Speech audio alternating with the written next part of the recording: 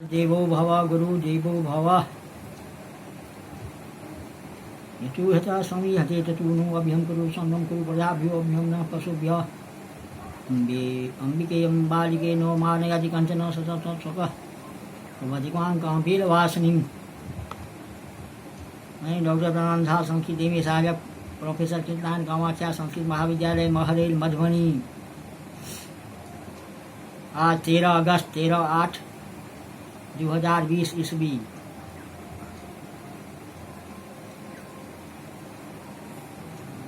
शास्त्री प्रथम खंड शुक्नाशुभ देश ले जा रहा हूँ। इससे पूर्व पढ़ाए थे लक्ष्मी वर्णन में दर्शिता नेक पुरुषो छाया स्वल्प स्वत मुनवतीम करोति। निर्धन व्यक्तियों की धन प्राप्ति की आशा में लक्ष्मी पागल बना देती है। यहाँ तक 12 अनुच्छेद माना गया है। 13 अनुच्छेद प्रारंभ करते हैं। सरस्वती परिगृहित भिक्षते व नालिंगति गुरुवंत पवित्रमेव न स्पृश्यति। उदारसत्वं मंगलमेव न बहुमन्यते। सृजन मणिमितमेव न पश्यति। अभिजात मही विवलघण्डयत् सुरकष्टमिव परिहरत् दातार। जो स्वप्नमिव न स्मरति विनीतं पातकीमिव नोपसर्पति। मनस्वी मनु मनमति मिवो हसति।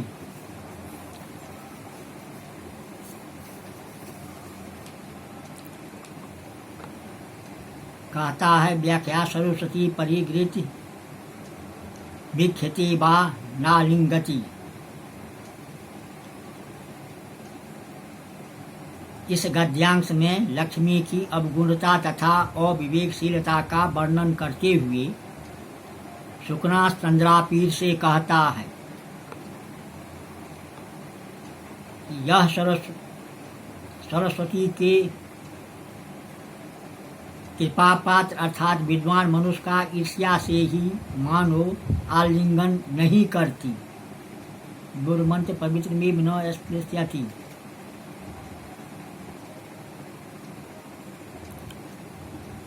क्योंकि यह लक्ष्मी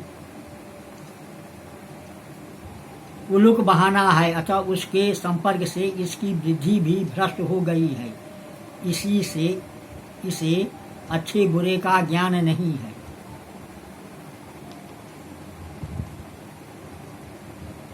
सर्वगुण संपन्न शक्ति को अपावन की भांति छोटी तक नहीं। सूर्यकष्टमिव परिहरति दातार। जो स्वप्नमिव न स्मरति विनीतम पातकीमिव नोपसर्प्यति। सर्वगुण संपन्न व्यक्ति को अपावन की भांति छोटी तक नहीं, उदार मन वाले को अशुभ की तरह सम्मानित नहीं करती। सज्जन व्यक्ति को अपशकुन की तरह नहीं देखती। श्रेष्ठ वंश अथवा सत्कुल प्रसूत व्यक्ति को सर्प की भांति छोड़कर चली जाती है।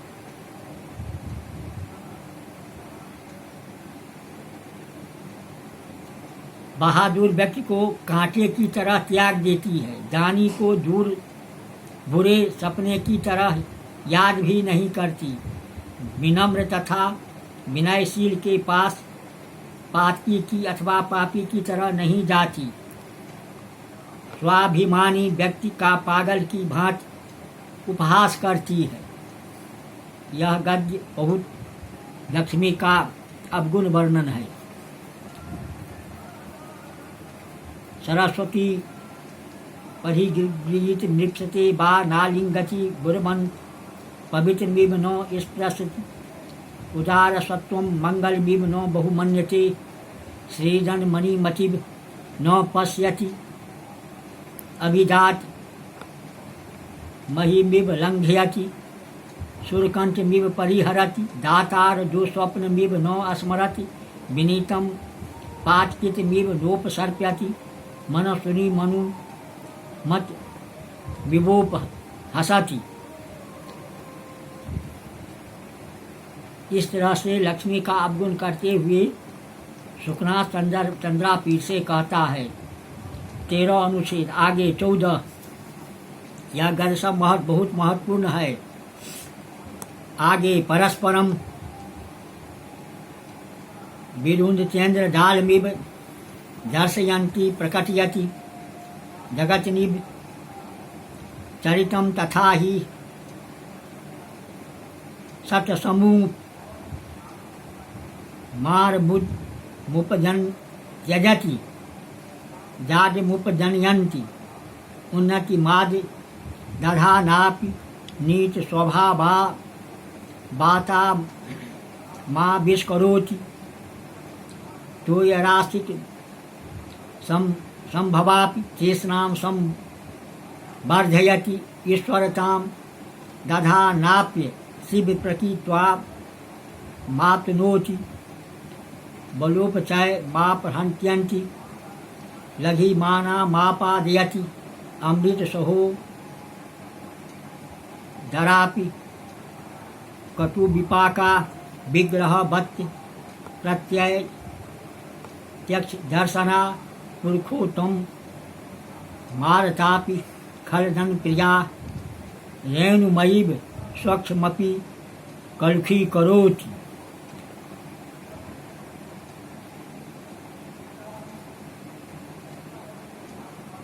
इस गद्यांश में विरोधाभास अलंकार की रमणीयता दर्शनीयता है। यह लक्ष्मी संसार में जादू सा दिखाती हुई अपने पारस्परिक विरोधी चरित्र को प्रकट करती है।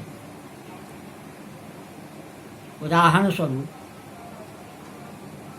निरंतर गर्मी को उत्पन्न करती हुई भी शीतलता देती है। यह विरोध है। दर्प का उत्पन्न करती हुई भी मूर्खता प्रदान करती है। यह विरोध का परिहार है।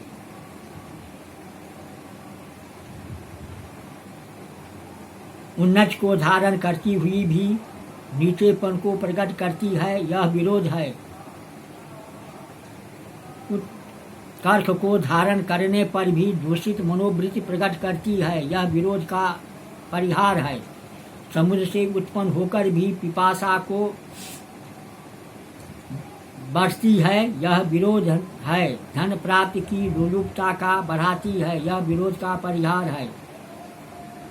शिवत्व को धारण करती हुई भी अशिव प्रकृति वाली अर्थात शिव भिन्न स्वभाव वाली यह विरोध है। प्रभुत्व को धारण करते हुए भी दूसरों का पीड़ित करने से अमंगलित स्वभाव को प्रकट करती है। यह विरोध का परिहार है। बल में बुद्धि अर्थात वास्तविक सामर्थ्य से बुद्धि करते हुए भी भारहीनता अथवा लघुता को उत्पन्न करती है। यह विरोध है क्योंकि शारीरिक वृद्धि शरीर में अवश्य होनी चाहिए। सैन्य वृद्धि करते हुए भी यह लक्ष्मी लघुता अर्थात कृपणता को उत्पन्न करती है। यह विरोध का परिहार है। समुद्र से उत्पन्न होने के कारण अमृत की सभी बहन भी यह लक्ष्मी कड़वे फल वाली अर्थात जो अमृतमयी है वह कटुरस वाली यह विरोध है। इस लक्ष्मी का परिणाम क्लेशकारी होता है। यह विरोध का परिहार है। शरीर धारण करने वाली भी प्रत्यक्ष दिखाई नहीं देती। यह विरोध का परिहार है। लक्ष्मी के कारण ही भयंकर युद्ध होते हैं और इन युद्धों का कारण लक्ष्मी किसी को दिखाई भी नहीं देती। श्रेष्ठ पुरुषों के रमन करने वाली भी दुष्ट व्यक्तियों को भी प्रेयसी है। यह विरोध हुआ। भगवान विष्णु में आसक्ता भी यह दुष्ट मनुष्यों का भी प्रियतमा है। यह विरोध का परिहार है। धूल से बनी हुई सी निर्मल को भी मलिन बना देती है। यह विरोध है। राग द्वेष आदि अहंकार से शून्य अर्थात स्वच्छ व्यक्ति को भी अहंकार से युक्त कलुषित बना देती है। यह विरोध का परिहार है। इस प्रकार सतत भूख नाम से लेकर कलुषित करोति तक विरोधाभास अलंकार है। परस्पर विरुद्ध तेन्द्र जालमिव दर्शयन्ति प्रगटयति जगत निज चरितम तथा ही सत्य समूह मास्मुपजनयत्यजति जाड्यम मुपजनयति उन्नति माद दधानापि नीच स्वभाव बता माविष करोति तो यह राशि संभवाप तृष्णाम वर्धयति ईश्वरताम दधानाप्य शिव प्रकृति तोमाप्नोति बलोप चय माहरन्त्यपि लघिमान मापादयति अमृत सहोदरापि कटु विपाका विग्रहवत् प्रत्यय यक्ष दर्शना पुरखोतम तरतापि फल धन प्रिया रेणुभिव स्वच्छमपि कलुषी करोति। इस अनुच्छेद गद्यांश में विरोधाभास का लक्ष्मी के लिए वर्णन है। यह बहुत महत्वपूर्ण अनुच्छेद है। ये सब पूछे जाते हैं। एक और 15वां अनुच्छेद यथा यथा चेयम चपला दीप्यते तथा तथा दीप शिखेप कज्जल मलिनमेव कर्म केवल बुद्धमति तथा ही इह संवर्धन बारिधारा कृष्णा बिकबली नाम ध्याय गीतिरिंद्र मृगाणाम परामर्श धूल लेखा सचरित चित्राणाम बिभ्र मस्या महोदरी दीर्घ निद्रानाम निवास जीर्ण बलभीदन मद पिशाचादिकानाम तिमिरादिगति शास्त्र दृष्टि नाम पुरः पताका सर्वाभिनय या नाम। इस गद्यांश में सुखनाथ चंद्रापी से लक्ष्मी के दूषित स्वभाव का वर्णन करते हुए कहता है, यह भी बहुत महत्वपूर्ण है। यथा यथा चेयम चपला दीप्यते तथा तथा दीपशिखामीप कज्जल, जैसे जैसे यह चंचल लक्ष्मी दीप होती है, प्रदीप्त होती है, वैसे वैसे दीपक की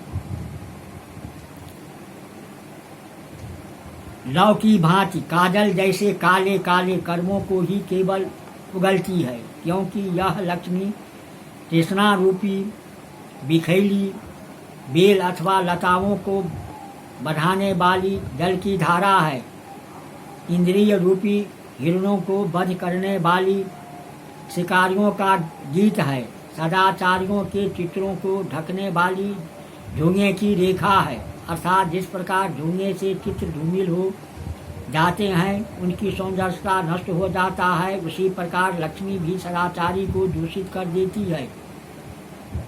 सत्यासत्य विवेक रहित मोह को गहरी नींद में सोने वाले के लिए यह लक्ष्मी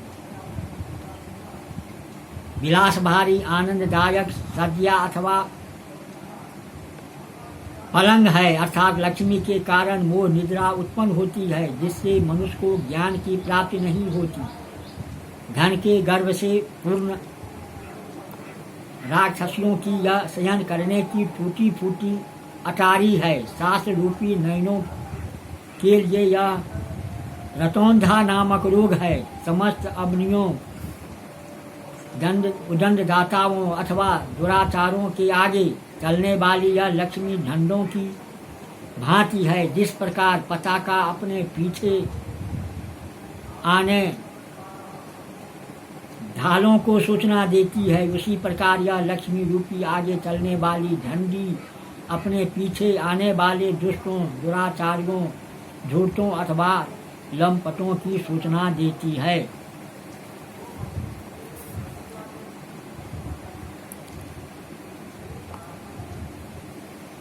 इस गद्यांश में लक्ष्मी की उदंडता का वर्णन है। पुनः एक बार पढ़ देते हैं। यथा यथा चेयम चपला दीपते तथा तथा दीप शिखेव कज्जल मलिनमेव कर्म केवल मुद्ध मति तथा यह संवर्धन भारी धारा तृष्णा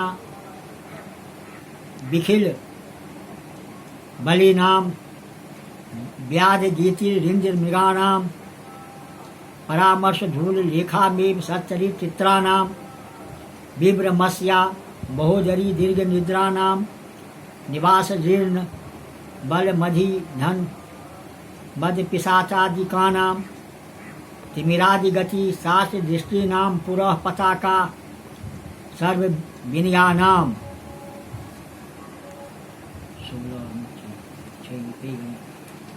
आगे 16 अनुच्छेद। उत्पत्ति निमग्ना क्रोधा ग्रहाणाम अपान भूमिर्विषय मधुनाम संगीति शाला भ्रू विकार नाट्यानाम आवास दरी जोखासी तिरखानाम उत्सारण वित्रलता सत्पुरुष व्यवहाराणाम अकाल प्राविर्गुण करह माका नाम विसर्ग खन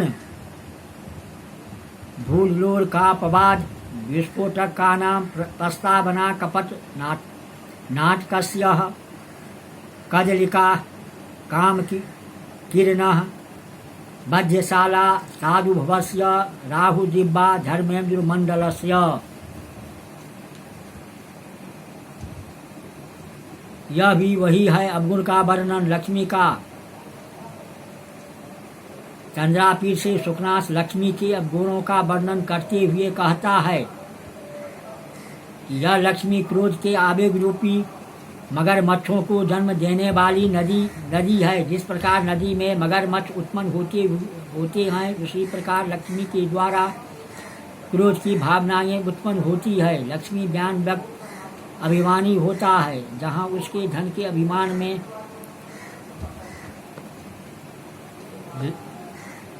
ठेम लगी कि वह क्रोध में आग बधूला हो जाता है। विषय वासना रूपी मदिराओं को पीने की जगह यह लक्ष्मी है कि जिस प्रकार मदिरालय में बैठकर मदिरा पाई विभिन्न मदिराएं पान करता है उसी प्रकार लक्ष्मी बाण व्यक्ति इसके द्वारा विभिन्न विषयों को पूर्ति करता है। यह लक्ष्मी भावों के विकार रूपी नाटकों को प्रकट करने वाला रंगमंच है। दोष रूपी बिखैले सर्पों की यह लक्ष्मी गुफा है। धनाभिमान के कारण मनुष्य का विवेक नष्ट हो जाता है जिससे वह कर्तव्य अकर्तव्य की विवेचना न करने से अनेक दोषों का पात्र बन जाता है। सज्जन पुरखों को व्यवहारों को हटाने वाली यह बेंत की छड़ी है। श्रद्धा उदारता त्याग प्रेम आदि सुंदर गुण रूपी हंसी को कष्ट देने वाली और सामयिक वर्षा है।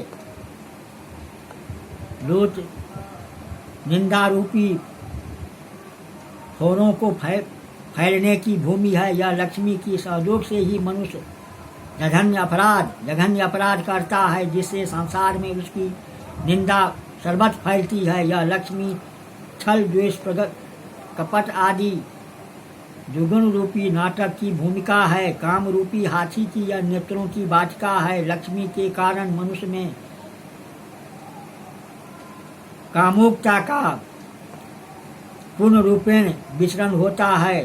सज्जनता अथवा शिष्टता का ये यह लक्ष्मी हत्यागृह है। लक्ष्मी के आते ही यह सज्जनता सभ्यता तथा शिष्टता आदि सद्गुण नष्ट हो जाते हैं। धर्म रूपी चंद्रमंडल के लिए यह लक्ष्मी राहु की जीभ है। जिस प्रकार राहु चंद्रमा को ग्रसित कर लेता है ठीक उसी प्रकार यह लक्ष्मी भी धार्मिक कृत्यों विनष्ट कर देती है।